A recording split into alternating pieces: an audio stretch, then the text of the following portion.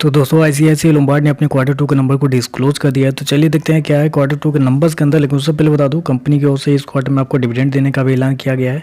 ₹5 प्रति शेयर के हिसाब से कंपनी आपको डिविडेंड देने जा रही है, जिसका जो रिकॉर्ड डेट होगा 27 अक्टूबर 2023 और 10 नवंबर 2023 से पहले डिविडेंड के जो पैसे हैं आपके बैंक अकाउंट में कंपनी के द्वारा ट्रांसफर कर दिए जाएंगे।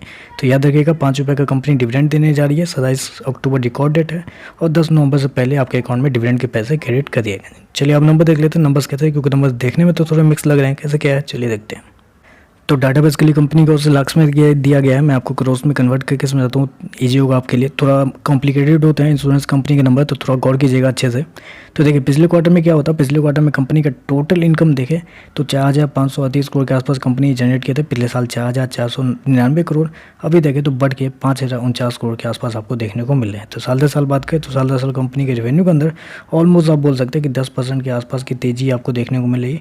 वहीं अगर क्वार्टर जाते हैं तो क्वार्टर भी वही 10 से 12% के आसपास की तेजी है। तो क्वार्टर साल दर साल कंपनी का जो रेवेन्यू है वो 10 से 11% के आसपास बढ़ता हुआ देखने को मिल रहा है। चलिए कंपनी के जो मेन इनकम, जिसको हम बोलते हैं gross income, gross premium income, वो देख लेते हैं वो क्या कंपनी का बना है। तो वो देखिए पिछले क्वार्टर में कंपनी का 6,622 करोड़ के आसपास बना था। पिछले साल 5,302 करोड़, अभी देखें तो 6,272 करोड़ के आसपास कंपनी का ग्रॉस इनकम देखने को मिल रहा है। यानी कि यहाँ पे कह सकते हैं कि साल दर साल कंपनी का जो ग्रॉस इनकम है उसके अंदर एक अच्छी खासी तेजी आपको देखने को मिली। अप्रोक्सीमेटली बोल सकते हो 19% के आसपास का जंप आपको देखने को मिला है। लेकिन वहीं अगर क्वार्टर जाते हैं तो क्वार्टर कंपनी का जो ग्रॉस इनकम है वो आपको पिछले क्वार्टर से गिरता हुआ देखने मिला। अप्रोक्सीमेटली 6% के आसपास की गिरावट है। तो कंपनी का नेट इनकम देखा जाए तो क्वार्टर साल दर साल बढ़ा है, लेकिन ग्रॉस इनकम की बात करें तो वो क्वार्टर गिरता हुआ देखने को मिला है और साल दर साल आपको बढ़ता हुआ देखने को मिल रहा है।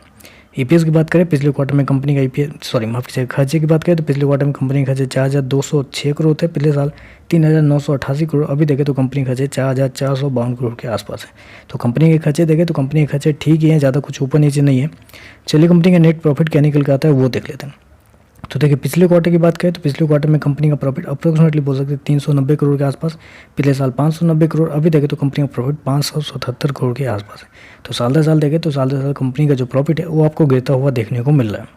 जबकि क्वार्टर जाते हैं तो क्वार्टर कंपनी के प्रॉफिट के अंदर एक अच्छी खासी तेजी आपको देखने को मिली। अप्रोक्सीमेटली बोल सकते हैं आपकी 45% के आसपास का जंप है क्वार्टर कंपनी के प्रॉफिट के अंदर।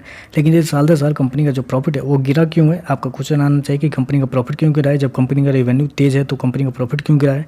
तो कंपनी का प्रॉफिट गिरने का एकमात्र रीजन आप बोल सकते हैं कि इस क्वार्टर में कंपनी को प्रोविजन के रूप में ज़्यादा पैसे लगे। पिछले साल और पिछले क्वार्टर के डाटा को आप देखेंगे तो आपको दिखेगा कि कंपनी को प्रोविजन के रूप में 1,500 से 2,000 करोड़ के आसपास, माफ़ कीजिएगा, 15 से 17 करोड़ के आसपास लगता था। लेकिन इस क्वार्टर में कंपनी को प्रोविजन के रूप में एक अच्छा खासा एक्सपेंस कंपनी को लगा है, जिसकी वजह से कंपनी का जो प्रॉफिट है वो आपको गिरता हुआ देखने को मिल रहा है।